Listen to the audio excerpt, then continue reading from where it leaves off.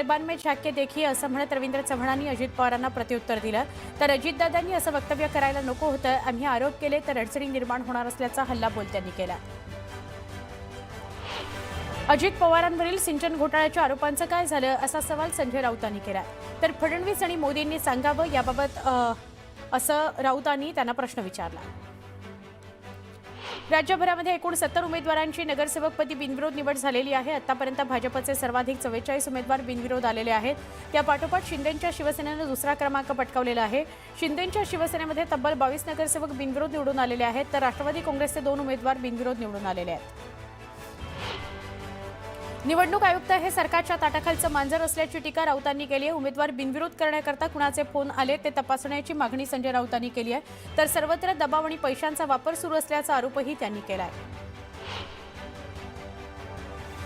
महानगरपालिका निवडणुकीच्या पार्श्वभूमीवर प्रचाराला आजपासून सुरुवात होणार आहे। महापालिकांच्या निवडणुकीच्या तोंडावर सत्ताधारी आणि विरोधकांनी चांगलीच कंबर कसली आहे। भाजप आणि शिवसेनेच्या प्रचाराचा शुभारंभ होणार आहे। वरळी डोममध्ये महायुतीची पहिली प्रचार सभा होणार आहे।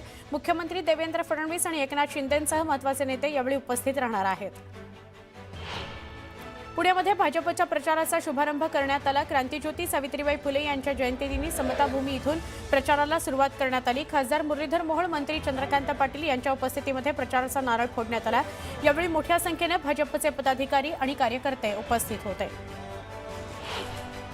पुणे महापालिका निवडणुकीमध्ये कोट्यधीश असलेले उमेदवार आपलं नशीब आजमावत आहेत। या यादीमध्ये माजी खासदार आणि आमदारांच्या मुलं, मुली आणि सुना यांच्या नावांचा समावेश आहे। सर्वाधिक श्रीमंत उमेदवारांमध्ये भाजप उमेदवारांनी बाजी मारलेली आहे।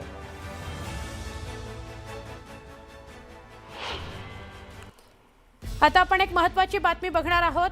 खासदार संजय राऊत मातोश्रीवर गेलेले होते। राज ठाकरेंच्या भेटीला शिवतीर्थावर गेलेले होते आणि या भेटीनंतर म्हणजे संजय राऊत राज ठाकरे यांच्या भेटीनंतर आता ते मातोश्रीवर आलेले आहेत। राज ठाकरेंच्या भेटीनंतर संजय राऊत मातोश्रीवर दाखल झालेले आहेत। उद्या वचननामा समोर येणार आहे, तर त्या वचननामाच्या पार्श्वभूमीवर राज ठाकरे आणि संजय राऊतांची भेट झाली होती असं कळत होतं। तर त्यानंतर ते मातोश्रीवर उद्धव ठाकरेंची भेट घ्यायला गेलेले आहेत। यात अजून एक विषय आहे, तो म्हणजे राज ठाकरे आणि उद्धव ठाकरे यांची मुलाखत महापालिका निवडणुकांच्या तोंडावर संजय राऊत घेणार आहेत। तोही विषय कदाचित यांच्यामध्ये झालेला असू शकतो, पण वचननामा हाही विषय आहे, कारण वचननामा उद्या समोर येणार आहे। तर हे मातोश्रीवर दाखल झालेले आहेत संजय राऊत। आधी शिवतीर्थावर गेलेले होते दादरला, तिथे राज ठाकरेंची भेट घेतली। 20-25 मिनिटं त्यांची चर्चा झाली आणि मग